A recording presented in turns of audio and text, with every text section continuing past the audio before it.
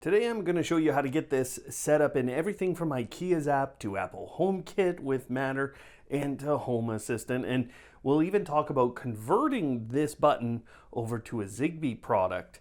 Now, to start with, the product uses Matter over Thread to connect to the rest of your smart home, which means you need a border router for this to work. That might initially sound like a pretty confusing term for you, okay? But you probably have one in your home already.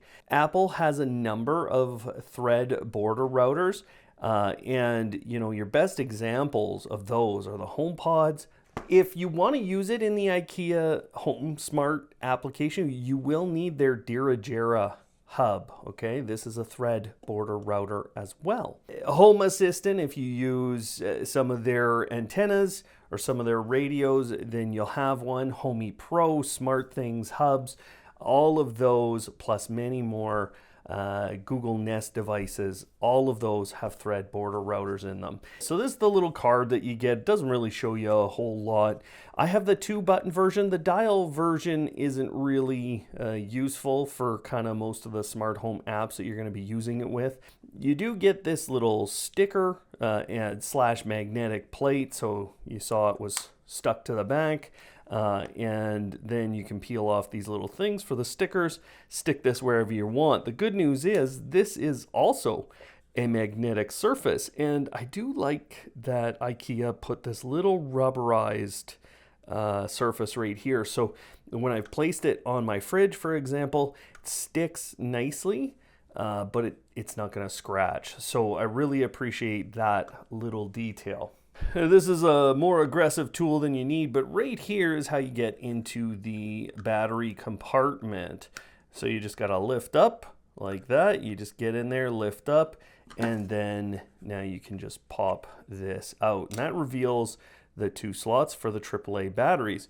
You will need to provide your own. IKEA's not. As you pop these in, you're basically starting the setup process, and you'll actually see this little light. As soon as that light is flashing just like that, you have it working. It's ready to pair with what is called Matter over Thread. It's also, what it's basically doing right now is broadcasting a Bluetooth low energy signal.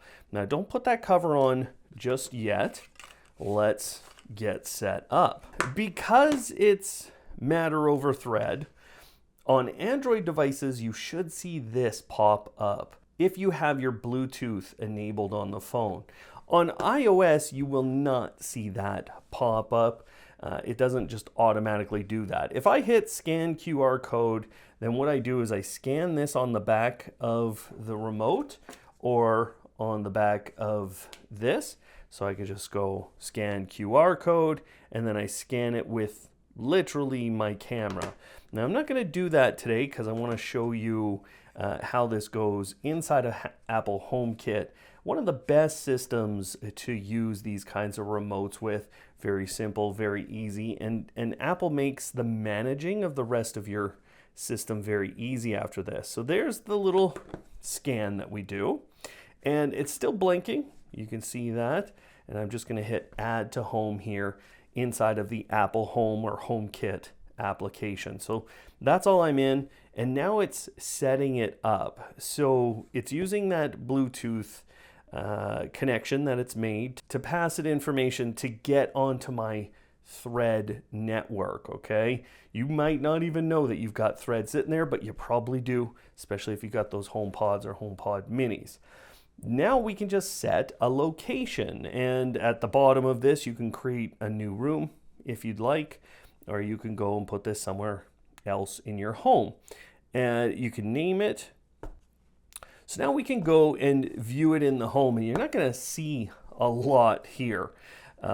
We can put the cover back on, which you want the side with the 2 little lips there to go in here, and then just push that closed. And what you can do now is go into the details. Watch right here. So that's button 2 and button 1 single presses. So if I want to double press, there it goes, and I can long press or hold. And it's the same with button 2. I can single, double press, or long hold. And each one of those things in the Apple Home app can be used to run an automation.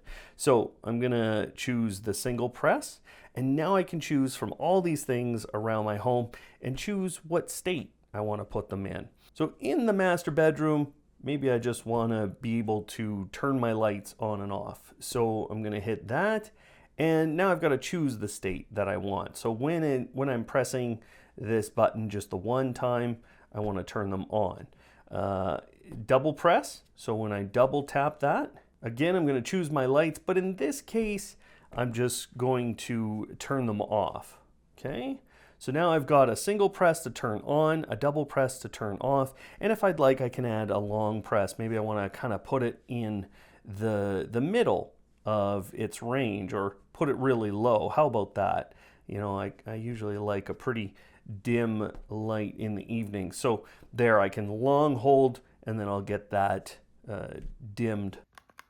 Double tap for off, single tap for on, and long hold. There we go. It's nice to have all of those features working here. And you know, I also kind of set up my shades. So there we go.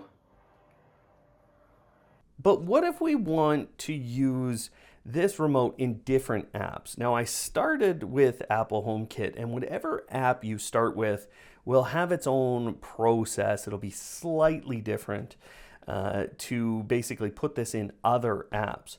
So for right now, we're going to hit this turn on pairing mode. And what it'll do, you'll see it bring it up here. There is the setup code. Now I can just copy that code. I can leave it on the screen. If I've got another phone, I can go into the other apps there, but I'm just going to copy that code, and then I'm going to choose my other app. So we're going to go into Home Assistant, and in Home Assistant, we're going to add a new device. So I'm going to add integration. I'm going to choose add Matter device. And in this case, the device is already in use. So I'm going to hit yes, it's already in use. It's already connected to Apple HomeKit. And I'm just going to hit paste right here. So then I'm going to hit add device. And now it's adding the device into Home Assistant as well as having it already sit inside of Apple HomeKit. So there we go. You'll notice the interface is a little bit different. Like we can see different things here. We can see things like the network name, the IP address. So Thread is built on IP address. We can see that. And, you know, these kinds of things mean we can do slightly different things. So you'll want to pick what system you're going to use this in. Now we could create additional automations here if we'd like with this. What you do in Home Assistant with buttons is you hit add trigger, you hit entity, you hit state, and then you will choose your button, or you'll type in the name of it. If you just keep going, eventually you get to these button events. So you just choose, let's say button 1, and then you're done. Actually, you don't have to say it's changing a state or a certain attribute or anything like that. Not with buttons usually. And then you just say what you want to do. So then do what? Turn on the lights, toggle the lights. Home Assistant allows you to toggle with a single press. But what you'll notice here is you don't have a double press, you don't have the long hold, you don't have those things. So just overall, depending on the app you're in, you're going to get slightly different things, slightly different ways to manage things. So now we've got it into a couple of applications, but what about IKEA, and why would you want to do that? There is actually a couple of reasons. They're not big reasons. So I have my IKEA hub. You can see I called it Icky Hub. Yes, I think I'm clever, but I'm going to hit over here into products, and we're going to add a product to our home. But again, I'm going to go back to Apple HomeKit, and I'm going to turn on pairing mode so I can get another one of those codes. Then I'm going to hit copy code, and I'm going to go back here to the IKEA app and hit scan Matter QR code, but we're not going to scan the one. We're going to enter the code instead. And look, HomeSmart would like to paste. Okay, go ahead. Continue. try to search. Yep, we're going to allow that to go on our network. So, Thread works really in conjunction with your Wi-Fi and the rest of your network, actually, because it's IP based, just like Wi-Fi and your networks at home. You can see we get a little prompt here, add to Ikea Home Smart, and now it's just setting up the product in that app. So these things can fail, but in general, what you do is you just wait, you go back to that pairing mode or start pairing mode inside of the HomeKit app, and then you come back and try it again. And they're asking for a name. Just putting in bedroom remote. Now we have it in 3 different applications in a matter of just a few minutes. There we go. Now we can put it in a room. Okay, continue. And now I can show you the new functions that you have with this. Inside of the actual device, we would have to have something else to control. And this is where having other IKEA products is going to be what you want if you just want to use the IKEA app, because then you can connect speakers and other things like that. So I've paired it with my Sonos speaker here. This is the play. This is next song. This is back a song. This is pause. And I can long hold to increase volume and long hold to decrease it. All the Home Assistant people want me to talk about how to get this into Home Assistant with Zigbee. And there is, according to the internet, a path to this. Now, here's what I want to tell you about this. The Zigbee conversion process is quite easy to do with this remote. And I'm going to show you that in about 20 seconds here. But after that, I have struggled to keep the device paired to my ZHA network on Home Assistant. Now, there might be other people who've had more success. You may have more success with this, but I have successfully paired it. I have successfully used something called Quirks, and I'm going to leave a link down below to the basic process that I have used to get this working. But the device right now, to me, does not feel stable when it's on Zigbee. So I don't want to recommend this for you to go out and do with this. So here's the process for getting the remote into Zigbee mode. It's quite easy. The first thing you want to do is physically reset the device. So you're going to hold that pairing button in the middle until it goes red, and you're going to keep holding it right through the entire red blinking process. And then it's going to go back to that slow blink of the yellow light.